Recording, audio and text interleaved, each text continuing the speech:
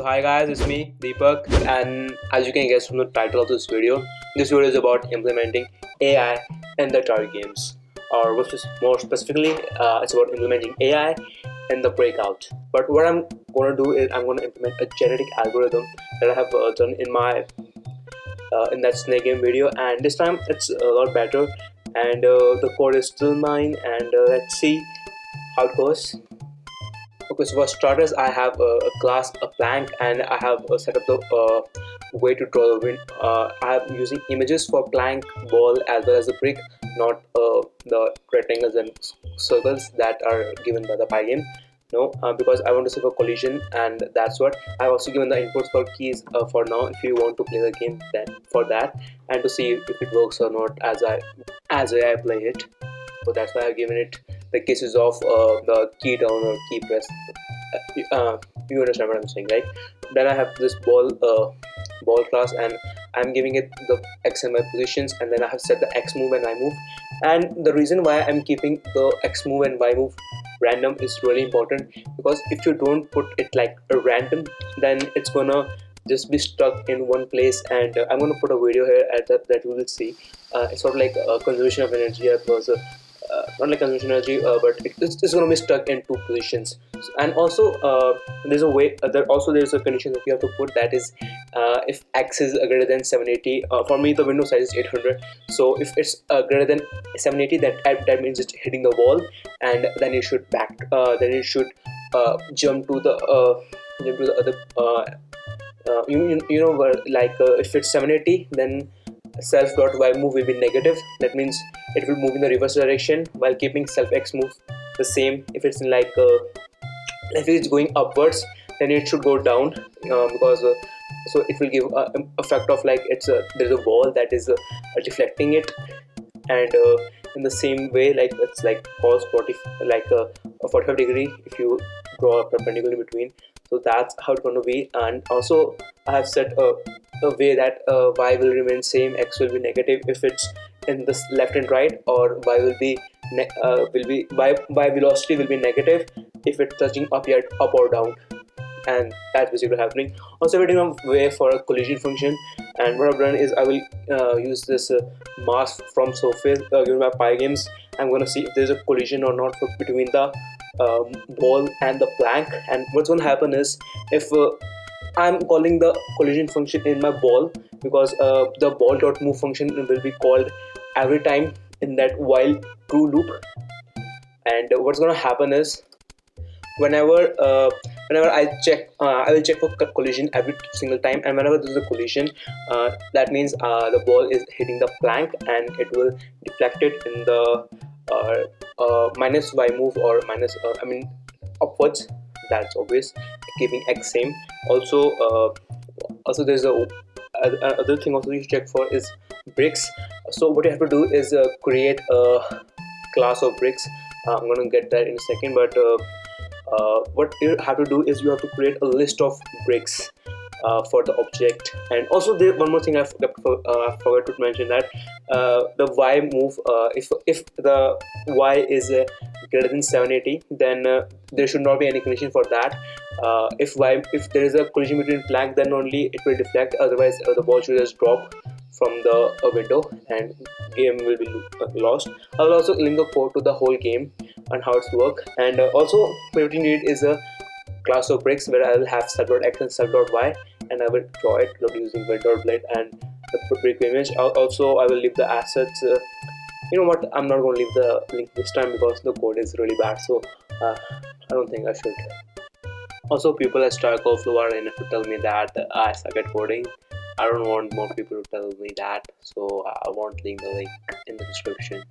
You will see why the game is really bad when you see it, when you see the AI play this game. Because when I was playing this game, I didn't realize it, but when I saw that all those generation playing that game again and again, I noticed a lot of mistakes in that. So what I'm going to do is I'm going to have a matrix of 30, and what I'm going to do is draw the brick image.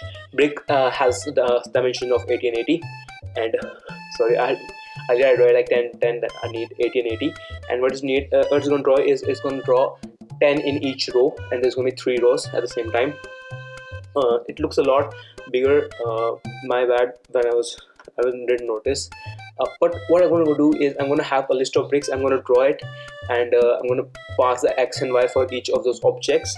So there's only 30 objects, and whenever there's a collision between that brick, so I'm gonna, whenever I use the move function of the ball, I'm gonna also check for the brick collision. So for brick and bricks, that means for each object in the list of objects, I'm going to check for collision for all those 30 bricks, and if there's a collision, I will remove that brick from the list.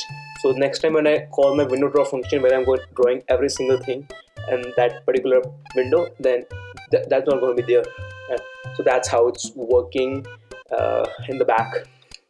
Okay, so that's what the game is supposed to be, and the next part is the meat of the video, where I need to implement the AI. So what's going to happen is I'm going to have a population of 100, although in the video I use the population of 40. Why? Because I want to keep it fast. I want to make the video as fast as I can, and 100 population doesn't make sense because the output is only two things. Either it's going to move left or right. I haven't given a condition to stay at one position because my bad. Okay, so I didn't give that thing. I only have two output neurons. That's going to be the move to left or right, and also for that I've written a list of moves that says true or false. If true, then right. If false, then left. And then I have then what I'm going to do is, at first I have a population of 100 random or let's say hidden layers, and output layer is fixed. I mean random hidden layers. And what's going to happen is I'm gonna have like 100 population, as I said earlier. What's going to happen is first generation is going to be completely random. The neural network is random at first, and after the first generation I'm going to see 25 generations, 25 populations that did better, as in who got the highest score, and based on that I'm going to grab this 25 population, and also I'm going to have this 25 population plus some mutation is going to be quite small, and then I'm going to have a 50 more random generation, right? 50 more random population. 50 more. Why I'm having again is because I want to see maybe if I do those random hidden layers again, maybe I get a better neural network than what I got when I had those 100 random population.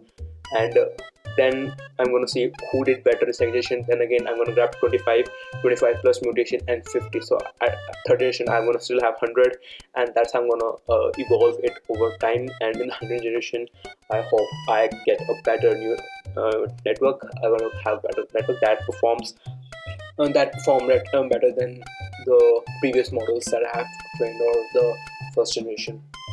And that's said and done. Then let's see how the neural network performs over the time, and after that I will conclude this video. So what happened is, in the first generation, as you can see, it's really bad. I mean, they can only score 1, and that too because I have set a way that is that they will just move in one direction. Like in the starting, they're gonna hit one brick at first. That's said and done. So they are really bad at first, and they don't do anything. So first generation is a failure, and everyone has one score. So also forgot to put something like fitness function on that. I can keep track of who live longer.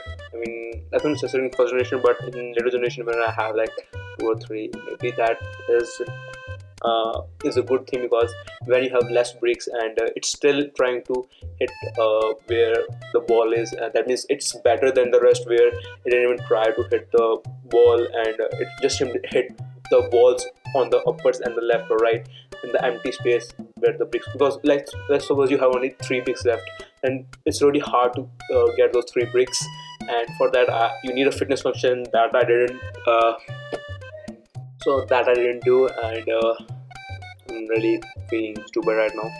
Okay, so that I didn't do, but after a few generations it started to get few bricks, like 3 or 4 or 5.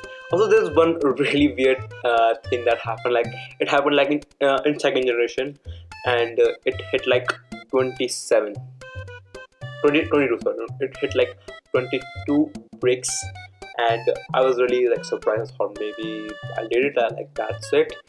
And then you can see now, right now at this point, like what happened at this point I realized how bad I messed up when I was creating a game, because like every time whenever I hit the break, the x and y both are changing rather than just y changing. So also the way I'm keeping the velocity random, I'm really providing a really small window of change, and that's all helping, because let's be honest, the pedal isn't even moving right now, and it's just a luck or fluke. That's why it performed so well in this case. I mean, I wish I was lucky in exams. I mean, I'll be doctor. Okay, so if I was like, if this is just a luck based scenario, and because the next population that was even moving and trying at all was able to, like when I mean the 10 generation that was a lot better than this one, moving and trying to get the wall, that was like hitting like 10 bricks on an average. I mean, I'm going to show that in the next one.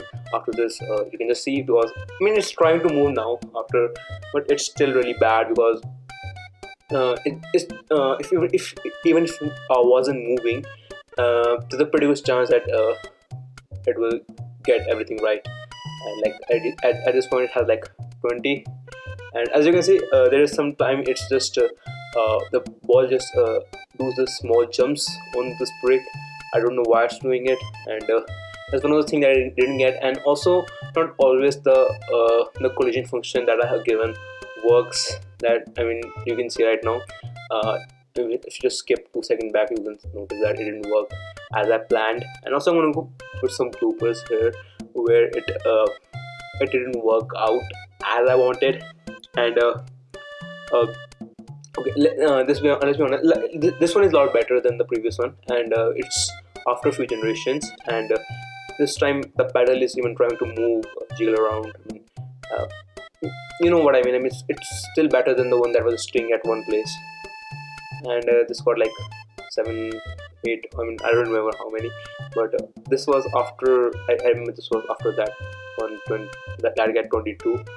I mean, after 2 generation or 3 generation, and maybe this was the random one. I don't know, but you can see that that network wasn't that good, because after a few generations there should be a one that would have been 22, but it didn't get that, because this random velocities just add up, and it maybe have missed the ball in the first try or something like that, because I didn't get anyone close to 22 for many generations after that. I did get 27 in the end, but at that time I remember that I failed to record the video, and I didn't want it to do that again, because like 10 hours straight not using a computer, just sitting around watching it.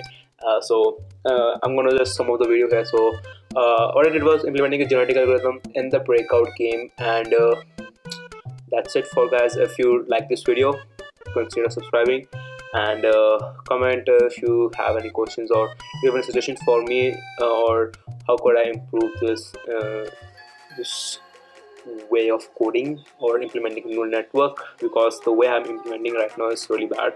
So if you have any suggestions for me, write in the comment sections, and I hope I see you in the next video. Thanks for watching. Peace.